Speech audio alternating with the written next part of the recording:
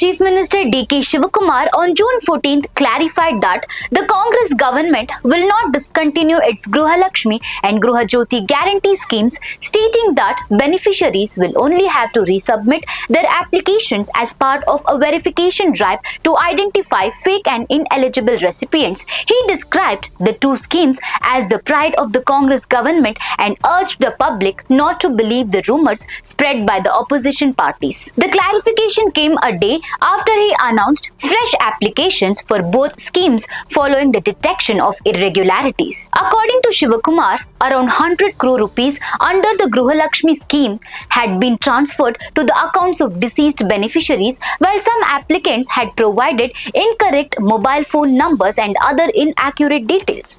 The government plans to verify beneficiaries' names, addresses and bank account details and also determine whether funds are being transferred to banks outside Karnataka or diverted towards loan repayments or Ponzi schemes. The Chief Minister also said that irregularities had been detected in the Gruha Jyoti scheme, which provides up to 200 units of free electricity. He said cases had been identified where as many as 5 electricity meters were registered under a single individual's name.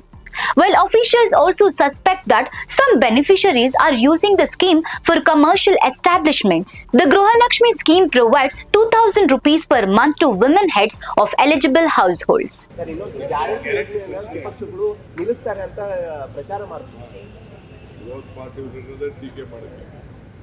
ವಿರೋಧ ಪಾರ್ಟಿಯವರು ಏನೇ ಒಳ್ಳೇದು ಮಾಡಿದ್ರು ತಡೆಯೋಕ್ಕೆ ಇರೋದು.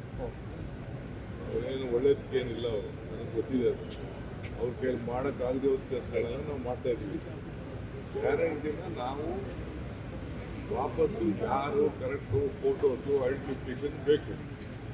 ಆಗ ಏನೋ ತರಾತುರಿಯಲ್ಲಿ ಕೆಲವರೆಲ್ಲ ಯಾರ್ದೋ ಫೋನ್ ನಂಬರ್ ಕೊಟ್ಬಿಟ್ಟಿದ್ದಾರೆ, ಯಾರ್ದೋ ಅಕೌಂಟಿಗೆ ದುಡ್ಡು ಹೋಗ್ತಾ ಇದೆ.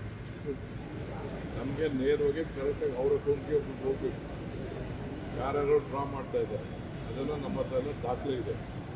ಆಮೇಲೆ ಕರ್ನಾಟಕದವ್ರಿಗೆ ನಾವು ಈ ಗ್ಯಾರಂಟಿ ಕೊಡ್ತಾ ಇರೋದು, ಹೊರಗಡೆ ರಾಜ್ಯದವ್ರಿಗೆ ಗ್ಯಾರಂಟಿ ಕೊಡ್ತಾ ಇಲ್ಲ.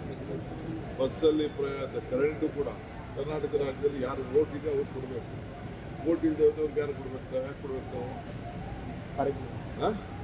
ಸೊ ನಾವು ಇಲ್ಲಿ ಯಾರಿದ್ದಾರೆ ಅವ್ರಿಗೆಲ್ಲ ಉಪಯೋಗ ಮಾಡಬೇಕು. ಈಗಾಗಲೇ ಕ್ಯಾಬಿನೆಟಲ್ಲಿ ಬಸ್ ಅವ್ರಿಗೆಲ್ಲ ಒಂದು ಐಡೆಂಟಿಫಿಕೇಷನ್ ಕಾರ್ಡ್ ಕೊಡಬೇಕು ಅಂತ ತೀರ್ಮಾನ ಮಾಡಿದ್ದೀವಿ. ಹಿಂದೆನೇ ತೀರ್ಮಾನ ಮಾಡಿದ್ದೀವಿ, 3 ತಿಂಗಳಿಂದ ಆ ಪ್ರೊಸೀಜರು ನಡೀತಾ ಇದೆ. ಸೊ ಅದನ್ನು ಸ್ಟ್ರೀಮ್ ಲೈನ್ ಮಾಡ್ತೀವಿ ಅಷ್ಟೇ. ಯಾರಿಗೂ ಯಾವ ಕಾರಣಕ್ಕೂ ಗ್ಯಾರಂಟಿ ನಿಲ್ಲಿಸೋದಿಲ್ಲ. ನಿಲ್ಲಿಸೋದು ನಮ್ಮ ಕಾರ್ಯಕ್ರಮ ಅಲ್ಲ. ನಾವು ಇಡೀ ದೇಶಕ್ಕೆ ಮಾದರಿ. ನಮ್ಮ ಗ್ಯಾರಂಟಿ ಇಡೀ ದೇಶಕ್ಕೆ ಮಾದರಿ.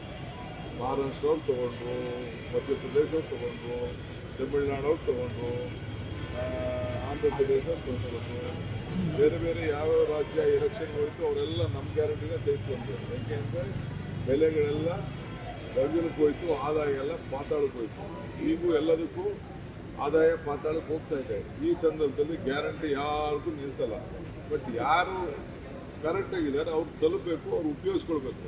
ಕೆಲವ್ರು ಏನು ಮಾಡ್ತಾ ಇದ್ದಾರೆ, ಇದನ್ನು ಈ ಪೋಂಜಿ ಸ್ಕೀಮ್ಗೆ ಆ ದುಡ್ಡು ಹೋಗ್ತಾ ಇದೆ, ಮಿಸ್ಯೂಸ್ ಆಗ್ತದೆ. ನಾವು ಬದುಕಲಿ ಅಂತ ಕೊಟ್ಟಿದ್ದೀವಿ. ಯಾವ ಸಾಲ ಕೊಟ್ಬಿಟ್ಟು ಅವನು 2%, 36% ಬಡ್ಡಿ ಕೊಡ್ತೀನಿ, 40% ಬಡ್ಡಿ ಕೊಡ್ತೀನಿ ಅಂತ ಅಂದ್ಬಿಟ್ಟು ಪ್ರತಿ ತಿಂಗಳು ಕಟ್ಸ್ಕೊಡ್ತಾರೆ. ಈಗ ಬೆಳಗಾಮಲ್ಲಿ ನೋಡೋದಲ್ಲ ನೀವೆಲ್ಲ, ದಾವಣಗೆರೆ ಅದಕ್ಕೆ ನಾನು ಎಲ್ಲರಿಗೂ ಹೇಳ್ತೀನಿ, ಎಲ್ಲೆಲ್ಲಿ ಗ್ರಾಮ ಪಂಚಾಯತಿಯಿಂದ ಹಿಡಿದು ತಾಲೂಕ್ ಪಂಚಾಯತಿಗೆ ಯಾರ್ಯಾರಿಂದ ಸ್ಕೀಮ್ಗಳಿದೆ, ಆ ವಿಮಿಲ್ಕ್ ಅಂತ ಬಂತು, IMA ಬಂತು, ಅವೆಲ್ಲ ಬಂತಲ್ಲ, ಅವೆಲ್ಲ ಕಡಿವಾಣ ಅಂತೂ ಹಾಕಬೇಕು. ಆ ದೃಷ್ಟಿಯಿಂದ ನಾನು ಅವ್ರಿಗೆ ಮಾರ್ಗದರ್ಶನ ಕೊಟ್ಟಿದ್ದೀನಿ.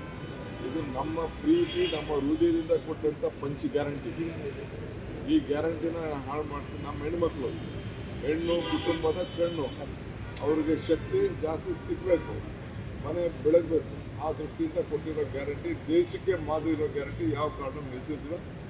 ಅಪೋಸಿಟ್ ಪಾರ್ಟಿಯವ್ರು ಮಾತಾಡ್ತಾರೆ.